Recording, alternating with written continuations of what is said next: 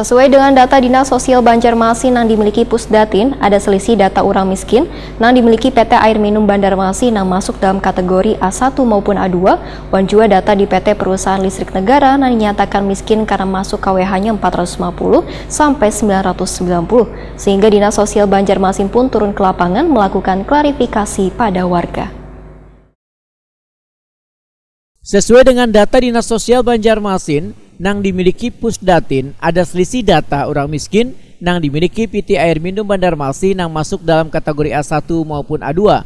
Begitu pula dengan data PT Perusahaan Listrik Negara yang dinyatakan miskin karena masuk KWH-nya 450 sampai dengan 900. Sementara yang dikirim adalah data mentah karena di Pusdatin data-data orang miskin tersebut kadang kembali dilakukan klarifikasi, sehingga Dinas Sosial Banjarmasin yang turun ke lapangan untuk melakukan klarifikasi pada warga yang masuk dalam kategori miskin tersebut. Demikian dipadahkan Kepala Dinas Sosial Banjarmasin Doli Sabana Wetokeni Prima TV usai rapat pembahasan rancangan peraturan daerah revisi Perda nomor 14 tahun 2011 tentang penanggulangan kemiskinan di ruang paripurna tengah hari Selasa 5 Juli 2022. Dan nantinya kita akan bergerak untuk melakukan pendataan ulang sampai ke RT kita kerahkan dan TKSK kita kerahkan untuk mendata real sebenarnya yang didapat sebenarnya warga miskin kita sebenarnya berapa gitu. Nah, yang ada data sementara ini Pak di Dinsos berapa warga miskin kita Pak? Data miskin kalau hampir 78.000 KK ya. Hampir 146 warga 46.000. Nah, itu yang tadi kan beda dengan PLN, PLN kan indikatornya yang memakai KWH-nya 450 watt. Nah, itu kan kalau yang PDAM yang A1 A2 yang MBR itu, jadi ini yang masih kita sinkronkan dengan termasuk dengan CAPE, kita sinkronkan. CAPE ini kan tidak bisa kita masuk karena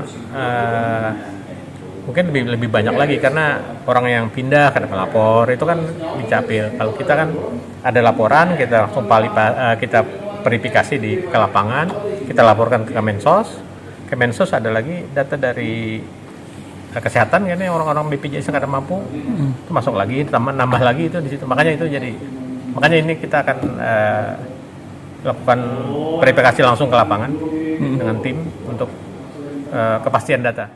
Sinkronisasi data ini menurut Doli Sabana harus secepatnya dilakukan karena sangat berpengaruh pada jumlah kemiskinan, sehingga dapat diketahui jumlah lansiawan disabilitas di Banjarmasin agar keinginan dari Raperda ini benar-benar tepat sasaran. Doli Sabana pun mengaku sepakat dengan nang dipadahkan Dewan bila Banjarmasin kada nangkai digambarkan orang, bila Banjarmasin kota kumuh.